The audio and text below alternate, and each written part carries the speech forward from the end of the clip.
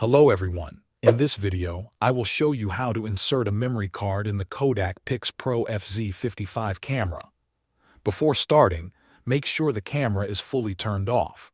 Never insert or remove a memory card while the camera is powered on, because it can damage your files or the card. After turning it off, hold the camera and prepare to open the bottom compartment where the battery and memory card slot are located.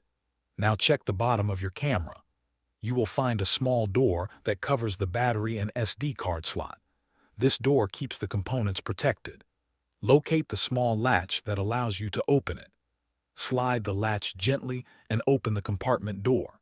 Inside, you will see the battery and the SD card slot. Hold your memory card with the gold contacts facing down toward the back screen side of the camera. Make sure the angled corner matches the slot shape. Insert the memory card slowly into the slot until you hear a click. This sound means the card is locked in place. Do not force it if it does not go in smoothly. If needed, remove it and check the direction again before trying once more.